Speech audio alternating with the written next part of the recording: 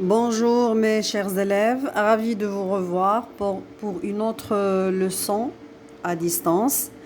Cette fois-ci, il s'agit d'une leçon qui concerne la deuxième année du cycle secondaire collégial, une leçon de langue qui s'intitule « Le lexique du théâtre ».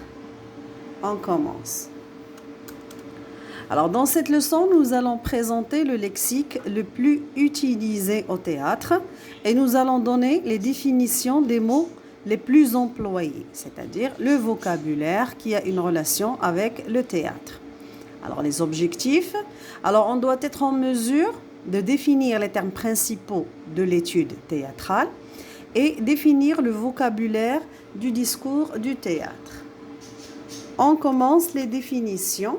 Alors, nous allons commencer par une pièce. C'est quoi une pièce? C'est une œuvre littéraire en vers ou en prose. Un acte, c'est la division principale d'une pièce. Une scène, c'est la partie d'un acte délimité par l'entrée ou la sortie d'un ou de plusieurs personnages. Un entr'acte, c'est le temps qui sépare un acte du suivant. Un intermède, c'est un petit spectacle composé de chants et de danses intercalés entre les actes. Les didascalies, ce sont les indications scéniques données par le dramaturge, c'est-à-dire par l'auteur, et qui précisent le gestuel, la voix, l'attitude des personnages, ainsi que les vêtements, le décor et les accessoires. Passons maintenant aux différentes formes du discours théâtral. Nous avons le monologue. Un monologue, c'est une scène avec un seul personnage qui parle seul.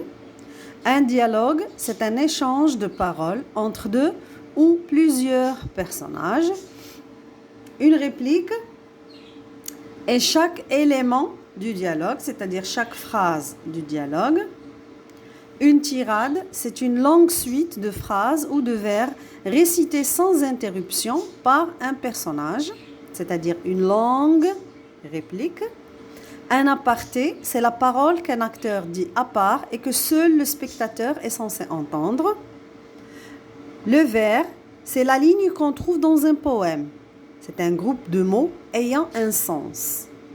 La prose, c'est la forme du discours oral ou écrit qui n'est soumis à aucune règle de versification. Alors pourquoi on a intégré le vers et la prose? Parce qu'il y a des pièces de théâtre qui sont écrites en vers et d'autres qui sont écrites en prose. Passons maintenant à l'exercice. Lisons bien la consigne. Je complète le texte suivant à partir des mots de la liste suivante. Nous avons acte au pluriel, scène, dialogue, réplique, personnage, acte au singulier, metteur en scène et comédien. Donc, nous allons compléter le texte par ces mots. C'est une histoire imaginée par un auteur pour être montée par un et présentée par des sur une scène de théâtre. Une pièce de théâtre est souvent divisée en, il peut y avoir 5. Et chaque peut lui-même être divisé en.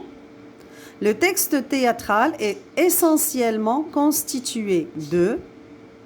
On parle de pour chaque prise de parole. Alors, relisez bien la consigne et faites l'exercice. On se verra pour la correction. Au revoir.